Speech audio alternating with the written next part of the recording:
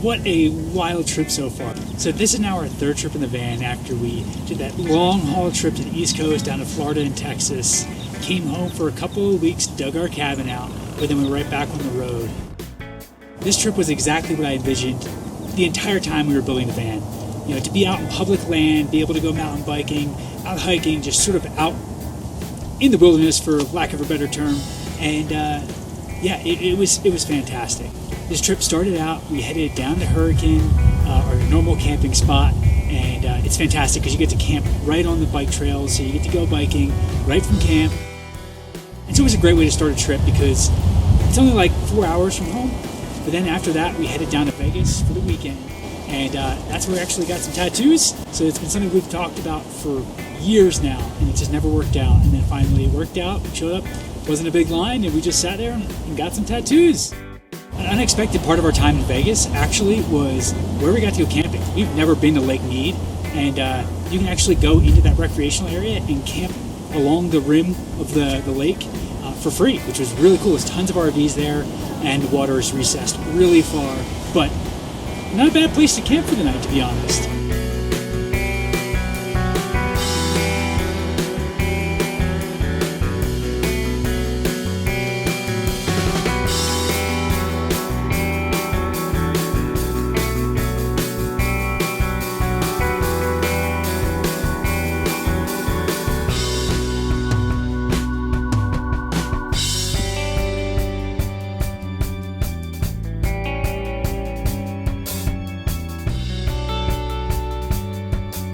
And as our time was wrapping up in Vegas, we actually got to go across the Hoover Dam for the very first time. It's been something I've always wanted to see, but never really thought I'd actually make a trip to go see it. But the highway takes you right across it, and so we stopped, walked around, got to check it out. Really, really neat. Then next up is where we spent the next 2 weeks, in Arizona, in Sedona. The last time we were in Sedona was in 2020. My wife and I rented one of those Cruise America RVs to celebrate New Year's. And that time was fantastic, but it was a whirlwind of a weekend, super quick. We were there for like 3 days, did a bunch of hiking. We camped at the closest campground to the road that was like that in the public land. And so, great experience, beautiful place. This time we got to go so much slower, so much further, and really, really got to enjoy Sedona for everything it had.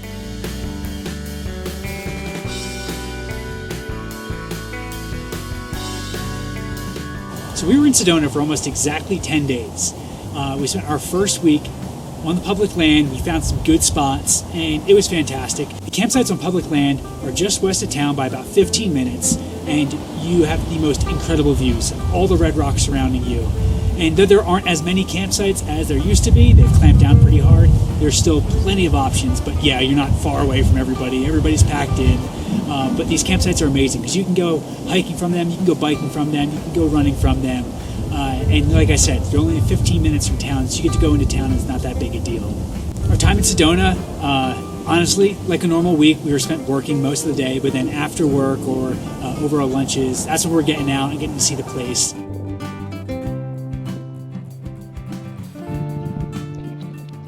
And I'll admit, the mountain biking in Sedona is incredibly difficult. It's some of the most technical terrain, even on the easiest of trails, and it's such high consequence. I mean, there's cactus that line the trail, so if you fall, you're going to fall into some cactus, which I did, and it sucked. Pulling those cactus needles out of my leg while I was on the trail was no fun. Getting to go run from camp was great. I mean, running on the dirt roads, which remind us of home, but with a much, much better view. One of the days we actually got a campsite in town so we could use the facilities, and then we got to go walk into the town, like in the Main Street area, all the little shops, which was significantly less busy than the last time we went, which was over a holiday weekend, but nonetheless, it's always a very cool town. The way all of the strip and everything was developed, it all looks like it's meant to fit in, it blends in, all the colors match the surrounding landscape. It was a very interesting way to see a town get developed and built, to not really look like it's standing out from the nature that's way more beautiful than the town could ever be. I think one of the best parts about our time in Sedona was the constantly changing surroundings. Obviously the rocks don't change, but the way you get to view them does. Seeing them at sunrise every day, seeing them at sunset every evening, or as the clouds would come in. One day we even had snow come in, and then it blanketed all of the tops of these massive rock formations in snow. And so it's this super contrasting red with white. And then you have some cloud formations that come in and cover, make it a little bit more mysterious. But I mean, getting to see this place through all the seasons, and seemingly in 2 weeks, the rock walls lit up every single night at sunset, and we just would sit out right in front of the van and just watch the show. It was better than anything on TV. It was really incredible. And some mornings, you actually get to see the hot air balloons take off and then coast through the landscape and then land in the field and the valley below. And it's like, man, that's just such a, something new every single day it seemed.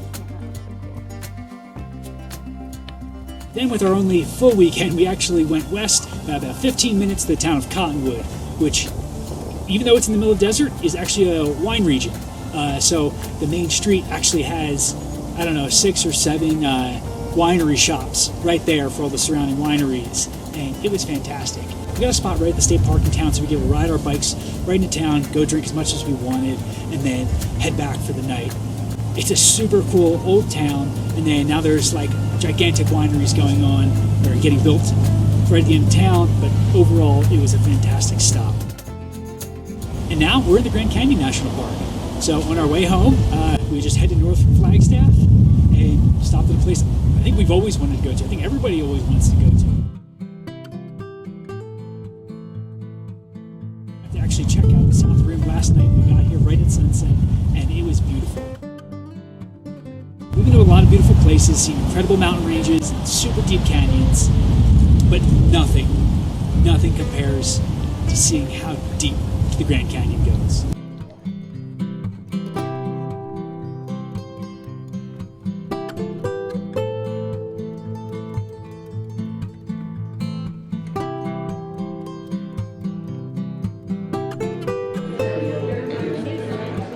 Throughout our time in Sedona, we were in some very, very nice weather. It was in like the mid-60s, super sunny, it'd be very hot. You could work outside all day.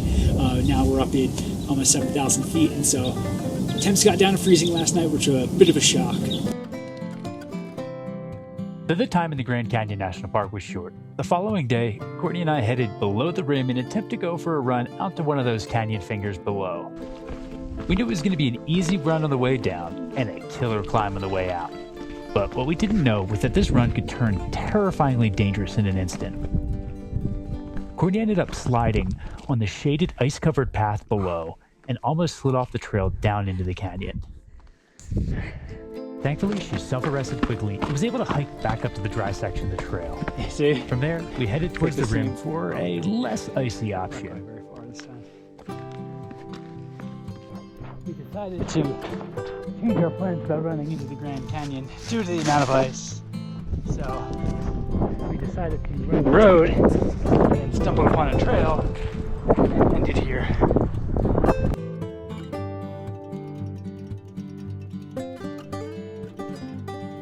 And overall, our time in Sedona, it was amazing, but it's still at the end of the day a normal week. We didn't take any days off, so we're working all day, and I think both of us had busy schedules, so it kind of sucked. You're in a really, really pretty place, and then you're stuck inside the van working all day. Luckily, we're able to sometimes work outside the van in the sun or under the awning, which was a great break.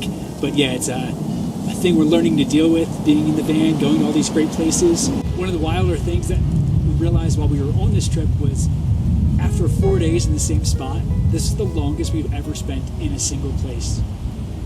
Ever. We've never spent in one town, one campsite, whatever. We've never spent more than 4 days in a single place. So this was a cool way to relax, soak it in, and enjoy, save some money because we were camping on public land.